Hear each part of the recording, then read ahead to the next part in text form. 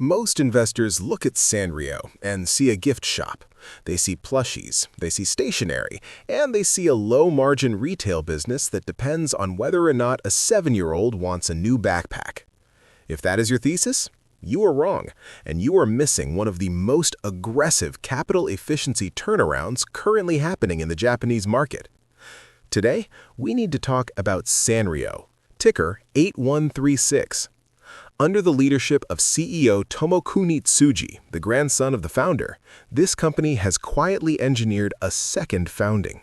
They have shifted from a capital-intensive retailer into an asset-light, high-margin IP licensing monster that is currently printing cash. Don't believe me? Let's look at the latest numbers. We're looking at the first-half results for the fiscal year ending March 2026. The print was absolute blowout territory. Net sales didn't just grow, they surged 39.6% year-over-year to roughly 87.7 billion yen. But here's the real story. Operating profit exploded, up 66.1% to 39.2 billion yen. That implies an operating margin of 44.7%. Let me repeat that, 44.7%. Retailers do not generate 45% operating margins. Software companies do. This confirms the thesis. Sanrio is no longer selling goods. They are selling intellectual property, which has zero marginal cost of replication. The market is finally waking up to this. In November 2025, management sent a massive signal to the street by announcing a 15 billion yen share buyback program, authorizing the repurchase of up to 1.35% of outstanding shares. They also raised the full-year dividend forecast to 62 yen per share. They aren't just hoarding this new cash, they are returning it to shareholders. Driven by the Hello Kitty 50th anniversary supercycle and massive growth in North America and China, the stock has rallied hard, hitting highs near 5,500 yen. But with management recently revising their full-year operating profit guidance upward to 70.2 billion yen, the question we have to answer today is simple. Is the easy money already made? Or is this Japanese Disney still trading at a discount to its true intrinsic value? Ladies and gentlemen, I am Joe from Investment Diary, and this is a fundamental deep dive into Sanrio. Chapter 1. The Moat Analysis, the Disney of Japan. When we talk about a company's moat, or its competitive advantage, we usually look for things like network effects or high switching costs.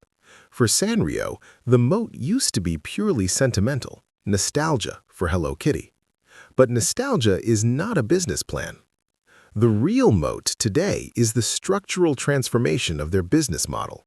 We are witnessing a shift from a capital-intensive retailer to a capital-efficient licensing powerhouse. 5 years ago, Sanrio made money by manufacturing thousands of SKUs, pencils, plushies, lunchboxes, managing inventory, paying rent for stores, and hiring staff to sell them. That is a hard, low-margin grind. Today, their strategy is multi-platform licensing. Instead of making the lunchbox, they sell the rights to put Hello Kitty on the lunchbox. The cost? Zero. The margin? Nearly 100%. This is why their operating profit margin has skyrocketed to over 40%. They have successfully decoupled their revenue growth from their capital expenditures. This is the asset-light holy grail that every analyst looks for. Now, let's address the elephant in the room. Key man risk, or in this case, key cat risk. For decades, Sanrio was Hello Kitty. If she faded, the company died. That is no longer true. Sanrio has engineered a diversified IP portfolio. Cinnamoroll has won the Sanrio character ranking multiple years in a row.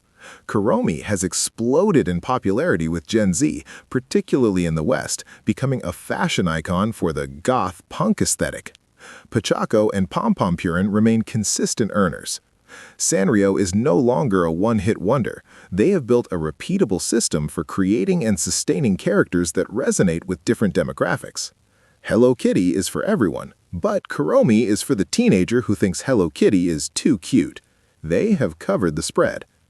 Finally, we have the digital moat.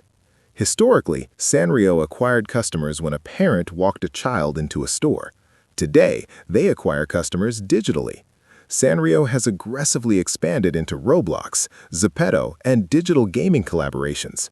Why does this matter? 1. Customer acquisition cost, CAC. It is infinitely cheaper to reach a 10-year-old on Roblox than to build a store in their local mall. 2. Stickiness.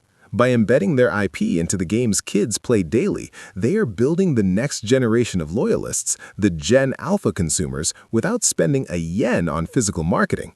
They aren't just selling to your nostalgia, they are actively manufacturing nostalgia for the next generation. This is a moat that is widening, not shrinking. Chapter 2. The Analyst's Checklist. The Verification Test.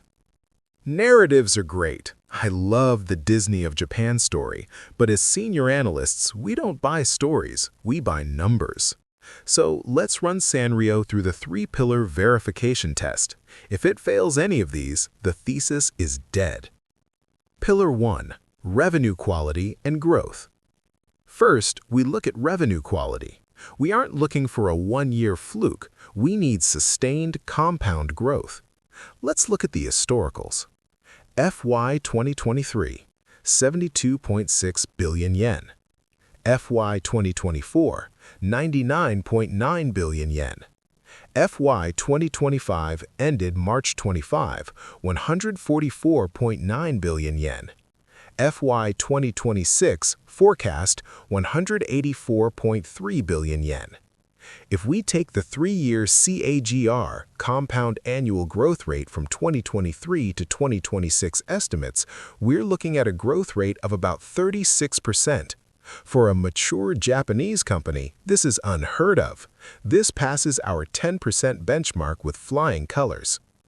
The crucial question is this growth organic, selling more stuff, or inorganic, buying other companies?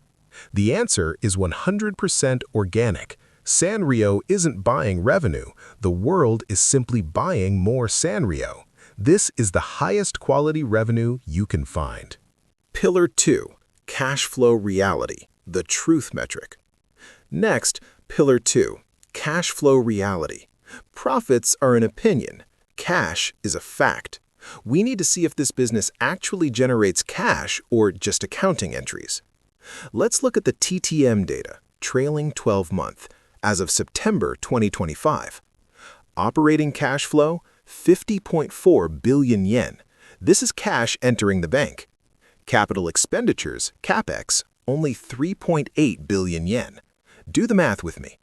50.4 billion minus 3.8 billion equals 46.6 billion yen in free cash flow. Now divide that by revenue, which is about 145 billion. That gives us a free cash flow margin of about 32%. Standard healthy companies have margins of 10%. Sanrio is triple that. Why? Because they don't have to build factories to make Hello Kitty. They just send a PDF of the artwork and collect the check. That is the power of the asset-light model. Pillar 3. Capital efficiency, ROIC. Finally, the Holy Grail, return on invested capital, ROIC. This tells us how hard their money is working. In Japan, the cost of capital, WACC, is typically around 6%. If a company earns less than 6%, they are destroying value. Sanrio's current return on equity is forecasted at 30% for FY 2026, with some TTM metrics pushing even higher to 39%. Think about that spread. Cost to borrow about 6%, return on investment 30% plus. They are effectively a machine that turns $1 of capital into $1.30 of value every single year. This is compounder territory. They are not just growing, they are growing efficiently. It passes all 3 pillars. Revenue is exploding, cash flow is elite, and capital efficiency is top tier. But great numbers don't matter if the people running the ship are incompetent. Who is actually driving this Ferrari? Chapter 3. Management performance, the prince who delivered. If you have been investing in Japan for a long time, you know the dreaded succession risk. The founder retires, the grandson takes over, and the company slowly dies. In Sanrio's case, the exact opposite happened. Enter Tomokuni Tsuji. He took the helm in 2020 at the age of 31. The market was skeptical. They saw a young heir inheriting a declining retail empire. But what they got was a ruthless modernizer who understood something the old guard didn't. Sanrio is an entertainment company, not a retailer. Old strategy: open more gift shops, manage inventory, pray for foot traffic. New strategy: multi-layered monetization. Digital, licensing, gaming, global collaborations. Under Tsuji's leadership, the company launched a new mid-term management plan with a specific goal: from uncertain growth to stable, perpetual growth. Usually, these corporate slogans are empty calories, but let's look at the execution. Management set an operating profit target of 30 billion yen by FY 2027. They smashed that target 2 years early. By FY 2025, they had already crossed 50 billion yen in operating profit. This isn't just good luck from the post-COVID rebound. This is structural reform. Tsuji aggressively closed unprofitable stores, optimized the supply chain, and shifted resources to high-margin digital licensing. He didn't just ride the wave, he built a better boat. But the real sign of a senior analyst's favorite is how they treat capital allocation. Historically, Sanrio hoarded cash. Today, they are actively managing their balance sheet. 1. The buyback. As we discussed, the board authorized a 15 billion share repurchase program. This is a massive vote of confidence. 2. The policy. They have committed to a 30% dividend payout ratio and have stated clearly if they cannot find M&A targets that exceed their cost of capital, they will return that excess cash to us, the shareholders. 3. Governance.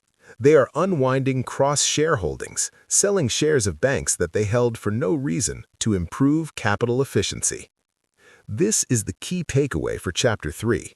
We are no longer dealing with a sleepy family-run gift shop. We are dealing with a management team that speaks the language of ROIC and shareholder return.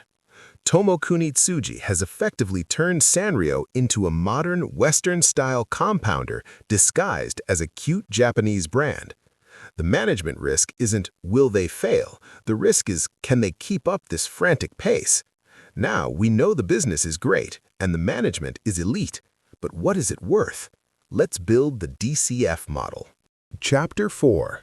Fair Value Estimate. The cold, hard numbers. We know Sanrio is a great business, but as the legendary investor Howard Marks says, there is no asset so good that it cannot become a bad investment if bought at too high a price. So, let's find the fair value. We are going to build a discounted cash flow model using the latest data from January 2026. First, the inputs. These are the gravity variables that control our model. 1. Current price, 4,600 yen as of late Jan 2026. 2. Risk-free rate, 2.35%. Note, this is crucial. Japanese 10-year bond yields have spiked recently. A higher risk-free rate hurts valuations.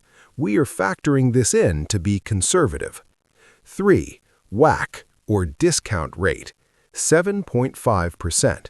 While some models use 6%, I am using 7.5% to account for the rising interest rate environment in Japan. We want a margin of safety. 4. Free cash flow base, 47.8 billion yen, based on TTM actuals. I don't believe in single price targets. The future is a range of probabilities. Let's model 3 scenarios. Scenario 1, the bear case, the fad fades scenario. Assumption: the Hello Kitty 50th anniversary hype dies immediately. Growth crashes to 3%, barely beating inflation. Terminal multiple, 12x EV to EBITDA. The output? 4,200 Japanese yen. Verdict: roughly 8% downside from today's price. This is our floor. Even if growth stalls, the stock is barely overvalued because the cash flow yield is so high. Scenario 2, the base case, the rational scenario. Assumption: they don't grow at 40% anymore, but settle into a healthy 10% growth for the next 5 years, driven by overseas licensing. Terminal multiple: 18x EV to EBITDA, standard for high-margin IP companies. The output? 6,100 Japanese yen. Verdict: 32% upside. This assumes the company just executes normally without any major new hits. Scenario 3, the bull case, the Japanese Disney scenario. Assumption: the digital expansion works. They maintain 18% growth for 3 years, then taper to 12%. Margins expand to 50%. Terminal multiple: 22x EV to EBITDA, comparable to global giants like Nintendo or Disney. The output? 8,300 Japanese yen. Verdict: 80% upside. This aligns with the most bullish Wall Street targets from firms like Jefferies and Morgan Stanley. So, where do we land? The stock is currently trading around 4,600 yen. My base case fair value is 6,100 yen. This suggests the market is pricing Sanrio as if its growth is about to fall off a cliff. The market is pricing in the bear case, but the operational reality is closer to the bull case. This is what we call asymmetric risk-reward. Risk? Limited. Downside to around 4,200 yen. Reward? Significant. Upside to around 6,000 to 8,000 yen. Sanrio is a rare find in today's market, a growth stock trading at a value multiple. If you enjoy content like this, make sure to like and subscribe, as I will be posting more videos about investing this year. That's it for today's video. See you in my next diary.